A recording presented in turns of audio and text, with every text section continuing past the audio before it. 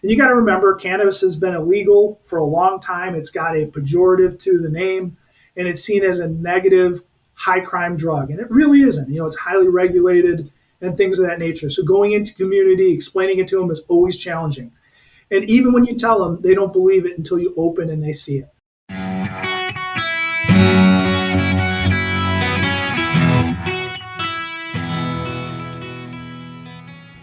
Welcome to Higher Law, a cannabis podcast from the Dykema law firm. I'm your host, Andrew Scott, member in Dykema's real estate group, where I focus on zoning and tax incentives. For more episodes, you can find us on dykemapodcast.com, youtube.com/Dykema Law, or by searching A Higher Law wherever you get your podcasts. On today's episode, cannabis security. What's the process in securing a cannabis facility, and what are the latest trends in this part of the business? Joining me today is Ed Farrell, owner of Silver Star Protection Group, a provider of security services at cannabis facilities across the country. So Ed, thanks very much for joining. Just as a matter of background, so everybody understands, you're a retired U.S. Marshal, isn't that correct? That is correct. And how long ago was that, and how did you make the transition from being a U.S. Marshal to actually getting into cannabis security? Yeah. So I retired in 2019. So that was 4 years ago. It'll be 4 years ago next month. And in 2014, my brother Dan, who co-owns the company with me, was in the cannabis space raising money for new entrepreneurs in the market. One of the individuals he met was a guy named Tim McGraw, not the country singer, another Tim McGraw. And he was looking for someone to write a security plan. And he was looking for a federal agent or former federal agent. Long and short of it, we wrote a security plan for him. I did, and another U.S. Marshal. And the licenses were awarded based on points. And security was the number one point getter back in 2014, 2015. We wound up with the second highest score in the state as far as security plans. And from there, we just started getting inborn calls to do security for other cultivators and dispensaries that won. I kind of blew it off, but my brother saw a business opportunity, and fast forward to 2023, we started in the cannabis space doing physical security. We do transportation of cash and cannabis. We do design of security infrastructure, design of facilities, consulting. We have a full suite of services for cannabis providers. But that was kind of our foray in. And now we're knee deep in multiple states. How many states are you in? 4 right now. And by the end of the year, we should be in 7. Okay. So really quickly, going back to what you did as a U.S. Marshal, part of your job, you were protecting people and, in sometimes buildings. Like, what's the difference between those? If you could just give a little bit of insight. Yeah, it's a big difference. So, I think when you look at people versus buildings, obviously the common sense tells you that people are a higher priority. Obviously, we value life over property. And given that, human beings are more complex. They don't always follow the advice you give them. They're sentient beings. They'll do stuff that is a little bit off cuff. So it's tough to manage them, to get them to buy into your security protocols because it's intrusive. Let's be honest. Who wants a security detail on them or as they move around town or their life? It's intrusive. So finding that sweet spot is always very difficult on the human security side of the business. The infrastructure, let's call it building side, is much easier. They're hardened targets. They're easy to harden. They're usually fortified with technology. Technology doesn't call in sick. It just works for the most part. So it's much easier to do a building security than it is human security. Interesting. So also, you don't do just security for cannabis businesses, is that correct? You also, you branched out and work in other industries? Yes. So we work in a ton of spaces. We do a lot of entertainment venues, wedding halls. We do breweries, things of that nature. We do executive protection of dignitaries. We do mobile patrols where we have officers in cars patrolling high threat areas. We protect data centers. We do office buildings, a lot of overnight monitoring with our guards that watch cameras while places are closed. So we've kind of branched out, which has been great for us. And so we're talking from Illinois right now, and security companies such as yours, those are regulated on the state level here in Illinois. Some other states might do it on the local level. When you get into a new state, do you see any differences just in terms of how you conduct your business, where it's a little bit higher licensing scheme in a state like Illinois versus others? Yeah, so it's a big difference, and it's markets like Illinois where you have one governing body and one set of licenses for the entire state. They make it a lot easier for you, and it's one set of policies that your agency and your guards and your clients have to abide by. We also do security in Missouri, and Missouri is regulated by jurisdiction. So, when you do business in St. Louis City, that's one license. You do business in St. Louis County, that's another license. You do business in Kansas City, that's a separate license. And each of those licenses have different rules and regulations, different requirements for employees. Some of them have different uniform requirements. So as a security company and a guard, it's much more difficult to do it in states where there just isn't one governing body, where it's jurisdictional. It's much more difficult, and especially if you have guards that work in multiple jurisdictions, because they're trying to remember the security rules and regulations for one when they work another site. It's just much more complex. We prefer states where it's just one license, one governing body, one set of rules. Sure. I mean, it sounds like it's better if it's more streamlined. Yes. So let's talk about one of the most burgeoning industries across the United States, the cannabis industry. And for operators today, what are you seeing as their biggest security risks? There are a lot of them. So I think the biggest one that operators focus on that's near and dear to their hearts is compliance. Compliance with the state rules and regulations. In most cannabis markets, they're voluminous. They're very hard to track. You see a lot of MSOs create entire compliance divisions just to ensure that their dispensaries, grows, and production facilities are abiding by the rules and regulations. So compliance is a big one. Security is a big part of it. So that's kind of the one that's most obvious. I think some of the other ones that are kind of not as obvious, theft, loss, and diversion is always a big concern in a cannabis facility, whether it's a grow, dispensary, or an infusion.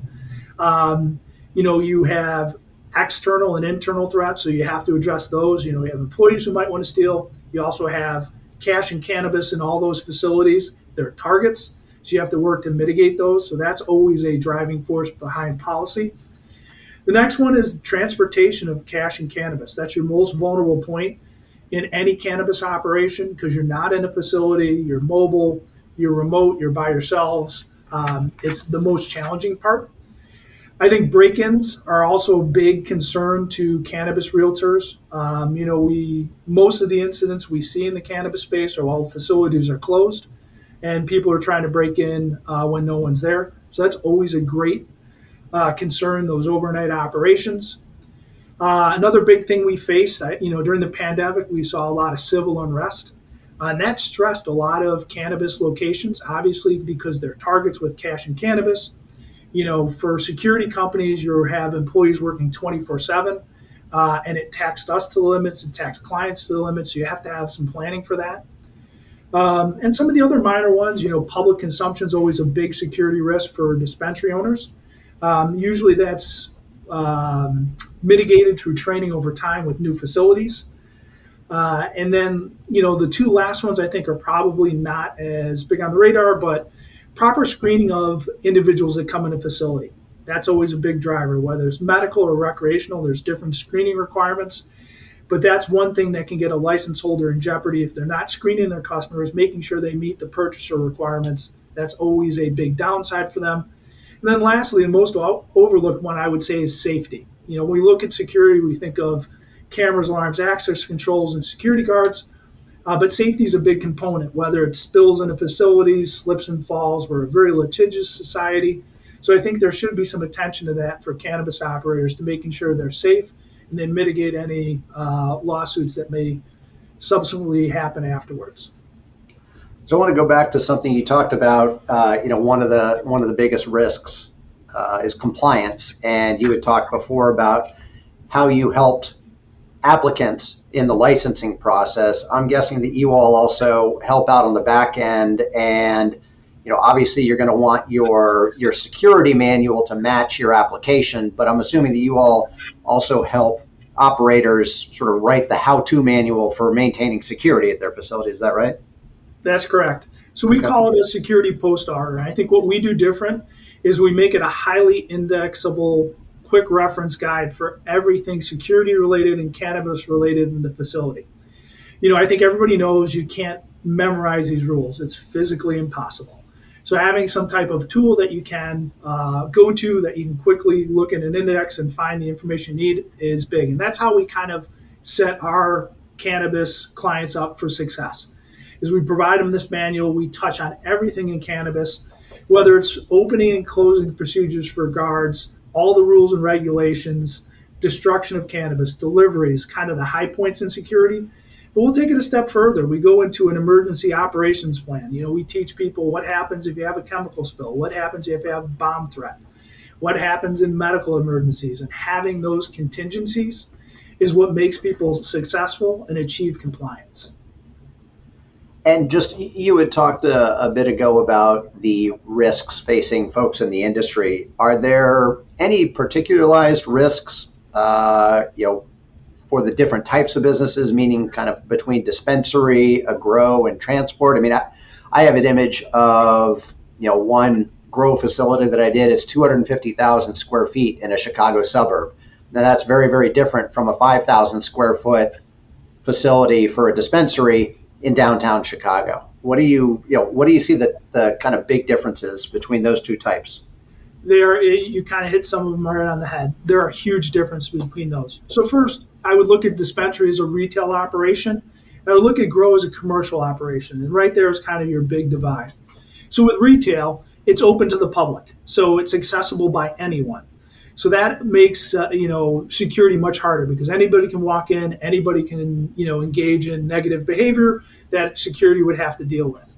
And everybody that comes in has to be screened, and they're all unknowns. In a cultivation, it's employees who are badged, and they're all known in that commercial environment. So, the big difference is someone walks in the door of a dispensary, you don't know them, you got to screen them, you got to make sure they meet the purchasing requirements. At a cultivation, you know your employees, you know their faces, that you make sure they have their IDs. Another big difference is in a dispensary, there's numerous transactions. There's a lot of cash and cannabis in vaults. Inventory management is a key component in that environment, so that you don't have theft, loss, or diversion. That theft, loss, or diversion is a lot different on the cultivation side. I'll get into that in a second. Lastly, in a dispensary, there's large amounts of cash and cannabis. In cultivations, there's not a lot of cash. There's a lot of cannabis. So you put those two together, it makes it a bigger target. And lastly, in dispensaries, they have to worry about receiving cannabis. It's the most vulnerable part of the operation. If you go to cultivation, like I said, it's easy to control access. There's one way in, one way out. You know your employees. The big challenge in a cultivation, you talked about this earlier, is large facilities with employees walking around that have little supervision, which opens them up to theft, loss, and diversion. You have dry rooms, you have trim rooms. People can grab buds, try to stick them in their pockets, and there's ways to mitigate that. But you usually have someone watching a camera trying to catch that. It's much more difficult to catch that from theft, loss, or diversion perspective as anything else that would happen at a dispensary. The other big thing I think that's a challenge in a cultivation that's not in a dispensary is making sure no contaminants come in. We all know cultivations are a giant eco zone themselves. Any contaminations can ruin a crop. Security's got to do a good job of making sure everybody comes in, changes clothes, whatever method, whether it's isopropyl alcohol or things of that nature, that they're screened and made sure that they don't bring contaminants in. You don't have to worry about that in a dispensary. Another challenge in, I think, cultivations that you don't face in dispensaries is you have drying rooms where cannabis is left out sometimes outside of a vault overnight. That's a big security risk. You don't have, in dispensary, everything has to be locked in a vault overnight. So it's a little bit challenging on the grow side to leave that stuff out. And then the last part, a little bit different than the dispensary, the cultivation has to transport that cannabis from, it can be anywhere in Illinois, 4 or 5 hours away. If you're down south in Illinois, bringing it all the way up to Chicago and getting it delivered is much more challenging than just accepting a delivery. And that is probably the most vulnerable part of a cultivation operation is the actual transportation. Securing that, it's much more challenging than anything a dispensary would face.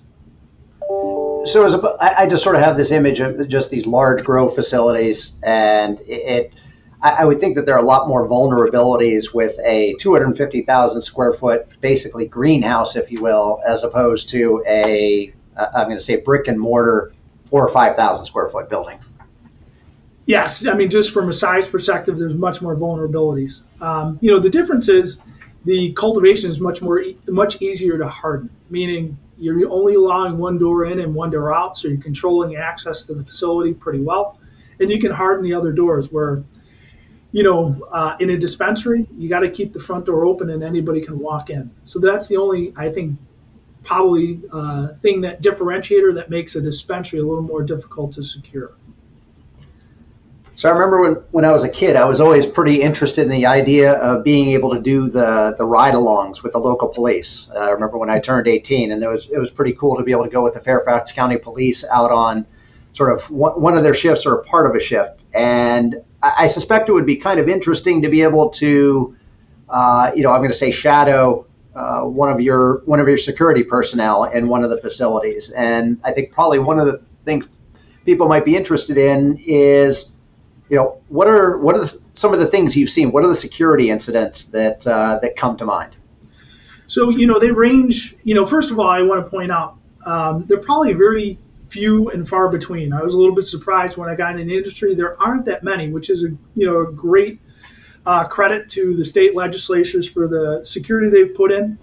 But, with that being said, we've seen anything from the low end where in a dispensary, you'll see customers come in, especially medical patients that are off their meds. They don't act rationally, can't really hold it against them. They're hard to de-escalate. So you see minor things like that. People get a little upset that people cut in line.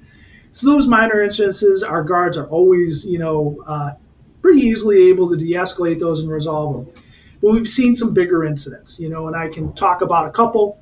Earlier I referenced civil unrest. That was a huge challenge to a lot of security companies and cannabis organizations because they were targets. People came out in roving bands. And fortunately for us, my company, we were able to protect almost every one of our clients, but that just came with proper planning. Civil unrest is probably the most difficult thing we've faced to date. We had a dispensary on the near west side of Chicago where a group of 50 people pried open one of the delivery doors and tried to get in the facility. Through some tools we used, we were able to keep them out. But this event was actually videotaped and put on Facebook Live. You can see it online. So those are big threats. Those are the most challenging ones. We had another incident where we had an individual who was off his medication, and he tried to come into a dispensary. And without getting into too much of it, he wasn't acting rationally. He wasn't even 21. He was known in the neighborhood to have some issues and I believe mental disorders. Unfortunately, he produced an axe and told our guard that he was going to come in and, attack everyone with that axe. And our guard, unfortunately, had to use deadly force on the individual. So there are some incidents that are, small and few and far between that have had to escalate to kind of deadly use of force. But I want to underscore, they're very, very infrequent. And I would say probably the other thing that's of most concern, most of the instances we've seen are overnight break-ins. I think, when customers look at facilities, they know it's hard to go in and steal while the place is operational. So you see a lot of attempts for customers to try to get into facilities while the place is closed. But fortunately, most facilities have proper security infrastructure where they crack a window, the glass break goes off, motion sensors go off, the police roll. And usually it's thwarted before they, get a couple of feet in the facility, or an alarm goes off and chases them away. So most of those are highly unsuccessful, but they do happen. And that's, you have to have proper security infrastructure to mitigate that. But those are kind of the risks our guard sees on a day-to-day basis. They run the gamut, but again, they're very few and far between. So I think I want to stick on the kind of the overnight break-ins, because I know one of the anecdotes that you've given now and again is the challenge of getting into the vaults and the experience that one of your clients had when he or she lost their keys to the vault, or they couldn't remember the combination. Yeah. So, I think that's a great point, Andrew. The way most states make cannabis dispensaries design their facilities is a public access space, a limited access space, a restricted access space. So, you got three barriers of entry right there that prevent people from getting in. And if you're able to get all through those three locked doors with all the layers of security there, if you can get to the vault, they're built to a guideline that is very hard to cut into. So I don't want to go into the structure; it's public, but they're very hard to cut into a vault. It's not just drywall; there are reinforced measures, so you can't get in. But I did have a client who got locked out of his vault. He's probably going to kill me if he listens to this podcast. But he wasn't able to get in, and he had to call a locksmith to cut his way into the vault. And it took about an hour or two. I was there. So that's how reinforced these vaults are. So if there are overnight break-ins, it's very difficult to get into the vault. In Illinois, you have to have a GSA Class 5 door, which is prevents up to 30 minutes of tampering and drilling. It's a very difficult door to get through. And then with all the other measures that are on the walls and the floors and the ceiling, it would probably take a person a good hour to get into one of those vaults with proper tools. With proper tools, exactly. Yeah. You're not going to get through it with your hands. So I want to go back to something you said a minute ago. You're just talking about some of the incidents that you and your guards had come across. Are all of your guards armed, sort of across all your jurisdictions? Generally, yes. Unless we have a client who we do a lot of business with that has a specific reason, but we don't incentivize it. We don't give any price discounts for armed versus unarmed, because you're not just paying for someone armed, you're paying for a well-trained person that's going to show up for you and things of that nature. So we try not to incentivize it. And, I'm always of the attitude, it's better to have it and not need it than need it and not have it. And we stress to all of our clients, they have a moral obligation to their staff and to their patrons and the communities to make sure it's safe. And unfortunately, as I mentioned earlier, there have been some incidents where they have escalated to use of force. And I can tell you, the client that had the dispensary where the individual tried to come in and attack everyone with an axe is very thankful that we had an armed guard there that was able to deal with it. Yeah. So I think even though they're rare, you can't have the attitude it will never happen to me. You need to have the attitude if it happens, we need to be prepared. And once we kind of convey that to clients, they get on board. So we talked before about kind of the importance of compliance in the industry, and let's kind of go back several years when, obviously in the last 6, 7, 8 years, cannabis has gone through a legalization evolution. So early on, and even today, you've got these states that are, just dipping their toe in the water and are starting with medical. Same thing happened here in Illinois, happened in a lot of states. Do you see a difference from, back 6, 7, 8 years ago in securing medical only to it broadening up to recreational? Yeah, absolutely. So I think, each state's a little bit different, but I'll talk about Illinois first and then maybe a little bit about Michigan and Missouri. But the market's evolved. So you got to remember when Illinois opened up, they had 55 licenses, and with that limited license space and a large consumer demand, you had tremendous lines. There were lines around the buildings, things of that nature when it first opened. And that obviously is a huge security concern because customer flow is a big part of security, getting people in and out safely and quickly. So they're not waiting in a line is a big deal. And that was a big challenge in the beginning of the market. And then if you remember when it went recreational, Illinois went from 55 licenses to 110. Still limited licenses. And, January 1, I think it was 2020 when it went recreational. Some dispensaries had lines around them that were 2 or 3 hours long. We had one dispensary that had 4-hour lines. So that was, again, a giant challenge. And designing ways to optimize the customer flow, because just not after when it went to recreational, it continued past that January date where you were seeing lines and things of that nature. So you started seeing things like online ordering and customer queuing and, establishing times when you would show up at the dispensary, by doing online ordering, helping mitigate those lines and optimizing customer flow. That kind of changed the market, and it helped mitigate that. And then you see markets mature where you have a lot of competition and the lines go away. So, in other states, you saw the same challenges, but people learned lessons. So if you fast forward to Missouri, which just went recreational, we do a lot of security there. They were well aware of the lessons learned in Illinois. They were much more prepared. Not only Illinois, other states as well. They were much more prepared, and they are a limited license market. They went recreational. They still did have the lines, but not as many because they were using the online ordering, customer queuing, getting people in the facility using stanchions so they can, think of a movie theater, getting people out of the cold and the rain, getting them in the facility. So again, there's some best practices that have been implemented. But I think one of the big things you see when it goes medical to recreational is the customer flow. A couple other minor things you see is new regulations, rules, and compliance issues. So, if you go from medical to recreational, the IDing procedure changes dramatically. On the medical side, you have someone with a medical card or a caregiver. You know them, you look them up, things of that nature. When you come recreational, all you have to do is verify the person's 21. In Illinois, you can't even retain their data. So, having separate screening procedures and being able to segregate your dispensary from medical to recreational and express lines for online ordering is a challenge. And teaching your staff how to meet those regs, there's always additional security regs. Sometimes they make you enhance your camera systems. Sometimes they make you have guards on site. So, evolving to that. So the compliance side is always much more difficult. Keeping those records is difficult, and screening's difficult. And like I said, another thing to underscore is you're going from a known customer to a lot of unknown customers, which makes it more difficult. But, all in all, I think people have learned and they're able to navigate the change from medical to recreational adult use pretty well now. So we had talked a minute ago about, you're getting involved as early as the licensing stage with some of your clients.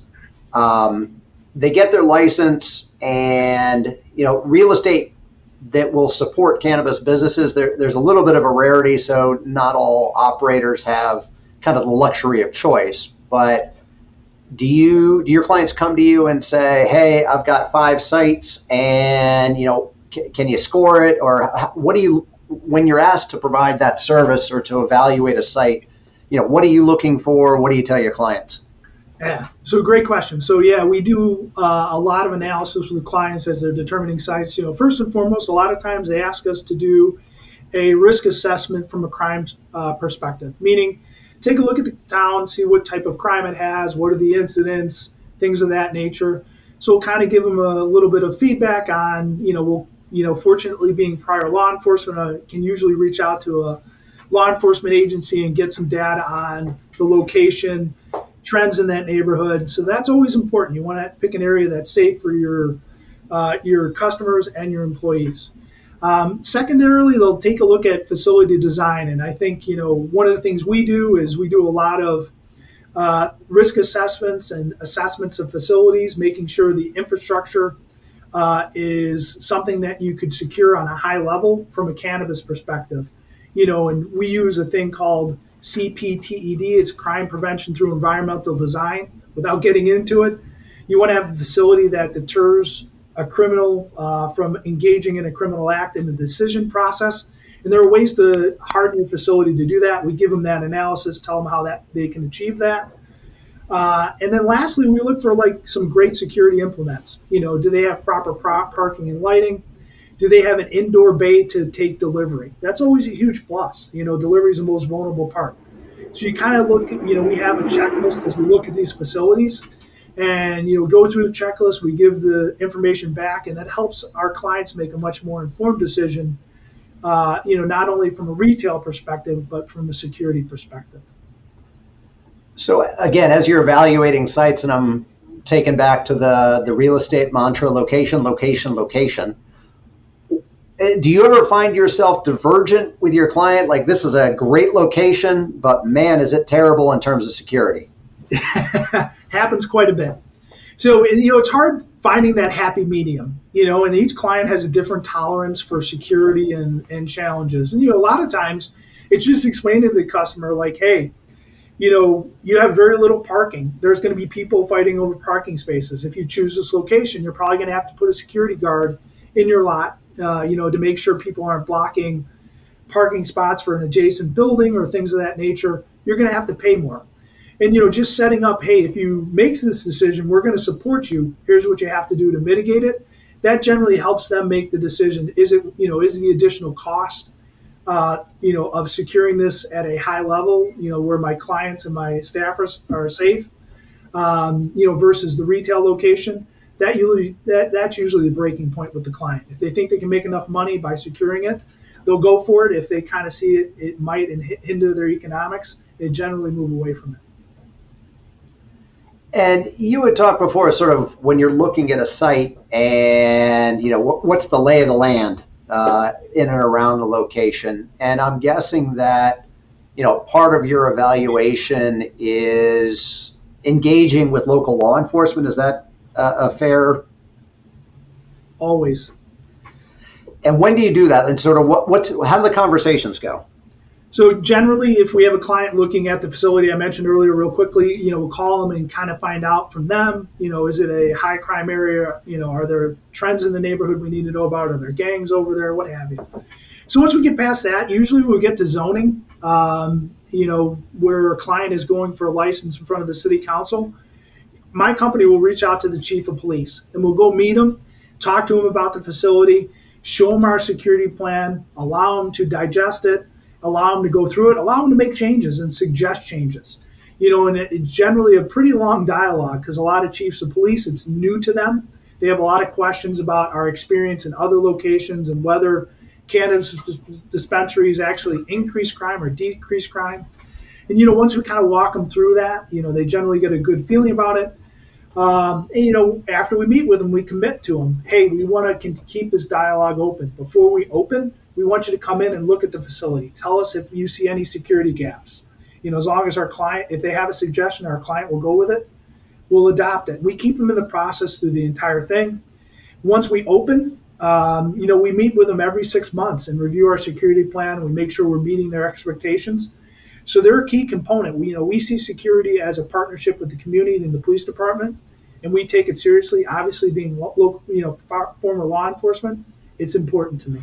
So in speaking with local law enforcement, and you had talked about, crime in and around dispensaries, other cannabis facilities, there is that public perception out there that, it brings more crime. And, you and I have been through any number of hearings on this. I mean, what's your take and what's the kind of the real world experience? Yeah. So great point. So I think, you kind of underscore what a lot of cannabis operators face when they go into a new community, it's the great unknown.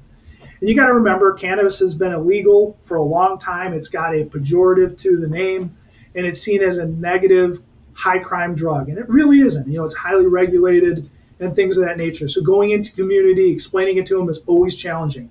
And even when you tell them, they don't believe it until you open and they see it.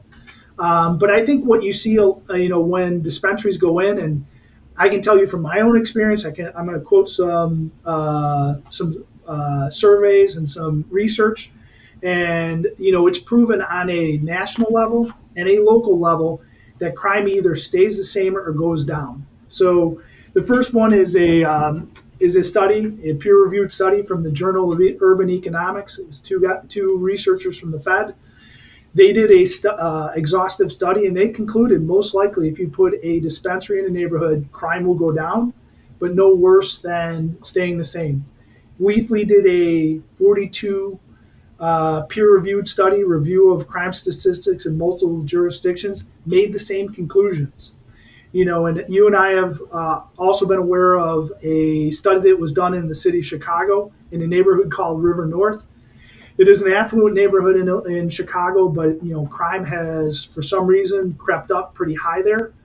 They put 4 dispensaries in, and whether you look at it from a block level, from a beat level, which is a patrol car beat, or a whole district level, when you put the dispensary in, month over month, year over year, if you look at the crime statistics prior to the dispensary opening to after it opens, we've seen reductions in crime in those neighborhoods up to 44%.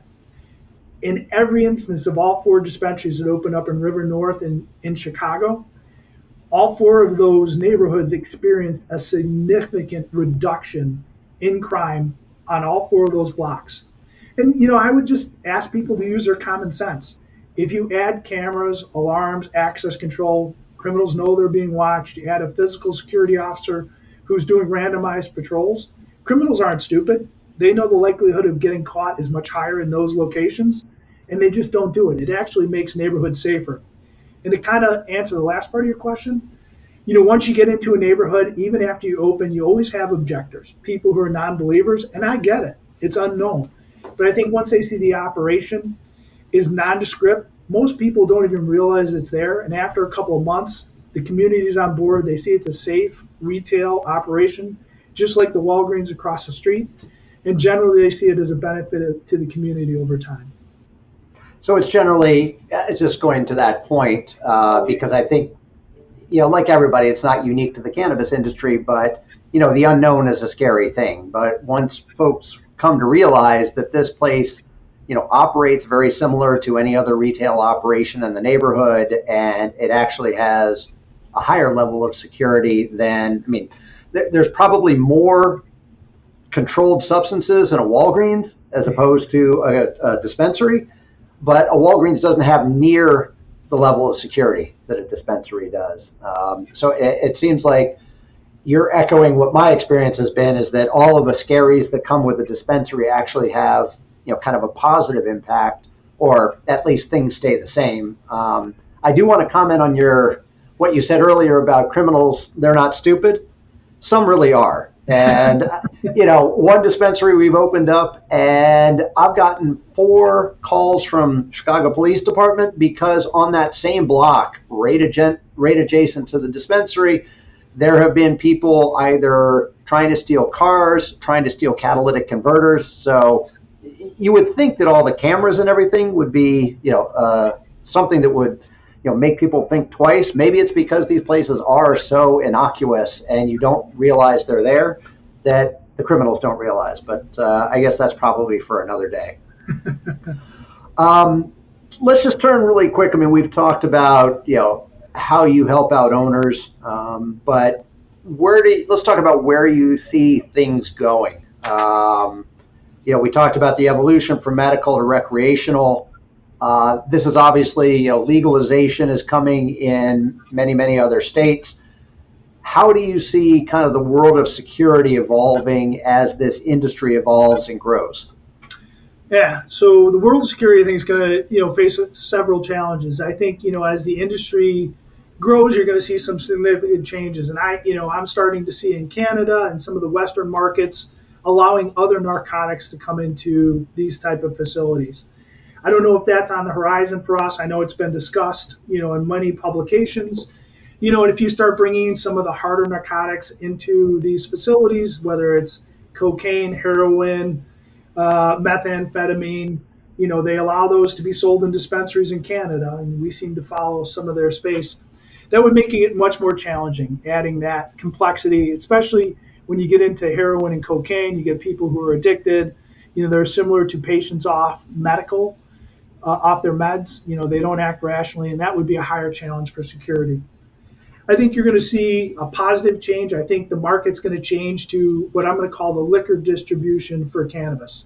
As I mentioned earlier, grows are the hardest part of a growing operation is transportation from your grow facility to a testing facility or a dispensary. And I think they're going to allow, a lot of states are writing into their legislations, warehousing, like the liquor model. So, let's just say Miller Coors produces beer, you send it to a distributor, and it's on the distributor to distribute that locally. And cutting down all that giant transportation, unsupervised transportation for 5 hours with 2 drivers is going to make it more secure. And it's going to enable the market to get product much faster. So I think that would probably be a step in the right direction. I think one of the other things I think the market settled out is home delivery. I think they're trying to find a way to do home delivery. Obviously, from a security perspective, it's very difficult because you're trying to, on the spot, verify that someone's 21. There's a lot of cash and cannabis transacted, it's just very difficult. It's common sense would tell you that's a very difficult operation. Some states are working their way through those home delivery operations. There's two hurdles. One, the security of it, and two, the economics. A lot of people do it in certain states. They don't make a lot of money at it. I don't know how you would bring a Uber Eats or one of these other type of entities in that actually makes economics out of it. But I think that would probably be the home run if they could figure it out. But a lot of states are struggling with it. Drive-through windows, I think, is another big advancement in the market. Those are going to help people get in and out. It'll help your customer flow. It's actually pretty safe, to transact through drive-throughs. I think that's going to be an advancement you're going to see in a lot of markets. It's proven well in Missouri and a couple other states. I know Illinois doesn't do it, but I think you're going to see that. The big two I see that will dramatically change the market, if they pass safe banking, that would be a huge security win and a banking win for people. Obviously, transacting cash in the market, and it's not all cash. There's PIN debit solutions that work, but there's still a large cash component to this market, and transacting it back and forth is always difficult. And paying people, we've been paid by clients in cash that don't have bank accounts. Opening those avenues up to these cannabis operators would be a huge boon for the industry and for security. And then lastly, I think, federal legalization would be a game changer in the cannabis space from a security perspective, but also a client perspective. If you make certain federal rules and regulations that everybody has to follow, it kind of just standardizes things across states. It allows companies to do business across the states. That's going to drive prices down. So I don't see that for a while, but I think eventually it will go legally on a federal level, and that would be a game changer for the industry as well. So I got to say, I'm going to, like you had referred to a client that might kill you for referencing his inability to get into his vault. I got to tell you, the notion of home delivery, I mean, I hate to say it, but it's almost, forget about verifying the age of the recipient. I mean, we have people that are getting robbed at gunpoint delivering pizzas. Yeah. And McDonald's. I mean, those are the big challenges. And like I said, a lot of states are working their way through it. Recently we started working in Texas. And Texas is a low THC market, but their delivery policies, you can actually take it out of a dispensary. You can bring it to a gym and sell it in the gym. As long as you bring it back by the end of the night and lock it back up in the dispensary, they allow it. Now, again, it's low THC. I believe it's 1%. We're newer to Texas. We're working our way through it. I think those rules will evolve as they get higher THC. But I'm just saying, people are always, markets are always testing these things. And once we get the results, I think the industry is going to look at it and say, can we mitigate the risks? If the answer is yes, maybe they give it a try. If we can't, then they're going to move away from it. Home delivery, I think it's going to be a hard one to do until it's federally legal and more socially acceptable. But even then, there's going to be challenges. So I don't know if they're going to get that one across the board, but I know there are states that allow it. Yeah, I mean, I could see if you could take at least one human component out of the transaction. So, I mean, you constantly hear about drones being the new delivery service or, self-driving cars. I could see that if you could at least take that part out of it, maybe it works. But I don't see how, you stay, you keep the drivers safe. I mean, that to me would be a big challenge. Yeah, I agree. It's going to be tough. So in your world, I sort of have these images of like James Bond and all the fancy toys that he would have to go after the crooks and criminals. In terms of the world of security, are there any sort of interesting new products that people are rolling out that you've tried and haven't worked? Where's that going? Yeah, so great question. So there are a lot of advancements in the industry. Two big ones I'll talk about. They have a new product called a density fogger. This is big in Europe. They've been using them in schools and jewelry stores. But the way the product works is, and this would have an application in a dispensary or grow, if someone tries to break into your facility after hours, this fogger sits by the entrances. And once the alarm goes off, this fogger puts out a mist in the facility where you can't see anything. It'd be like walking around. If you ever flown in a cloud, in a plane. That's what it looks like. You can't see outside the window. You can't see in distance. If you can't see where you're going, you can't rob the place. And the benefit of this is it usually drives, these criminals off. But after an hour or two, all that fog dissipates, and you can operate your facility. There's no residual effects. So again, it's something that I think is non-lethal, which is great. Two, it doesn't harm the environment from which you're dispensing cannabis. And three, it's a great deterrent. It makes it almost impossible for them to rob it. You can't see through fog. So I think that's going to be a huge advancement, not only in dispensaries, but I think in schools and jewelry stores and a lot of other retail applications. So that's a big one. And I think another thing you're starting to see in the security industry, from a security infrastructure standpoint, when I'm talking about cameras, alarms, and access control, is the use of analytics and the use of AI, learning technology. So when I came into the market, cameras, we started out with analytics where you could, put a camera, you can do what's called line crossing. You put a camera over the front door, you put a line, customer walks across it. It was a great asset where dispensary owners could tell how many customers they were getting a day. And then it evolved into motion sensing and other line crossing where you can put it up outside your dispensary at night. You can put motion zones outside, and basically, you set a zone 20 feet or 20 yards around the perimeter of your building. If the camera senses someone that walks there, they send off an alert to the dispensary owner or security staff or a monitoring station, and you're able to thwart a threat much earlier. And you're starting to see that evolve with AI and other analytics. Like right now, you can have cameras that have analytics. If a customer takes and puts a bag in your parking lot and leaves it there, obviously that could be a bomb. They now have analytics and AI that can sense that in the camera and send an alert to the client. So you're starting to see a lot of those things being implemented. They're giving great, not only security data to the client, but they're also giving some good customer service and patient data to clients from a numbers perspective, not identities. So I think those are kind of two big advancements we're seeing in the industry. And as technology evolves, you're going to see these things further evolve and make dispensaries much safer. Yeah. So, hey, this has been great. We kind of started out, how'd you get into the business, and we're ending up with, sort of where's it going in the future. So it's been really, really great talking with you. For folks out there, that's it for today. We appreciate you listening and tuning in. As I said before, you can find us on dykemapodcast.com, youtube.com/Dykema Law, or just by searching Higher Law wherever you get your podcasts. My name's Andrew Scott. We look forward to seeing you next time on A Higher Law. Thanks for tuning in.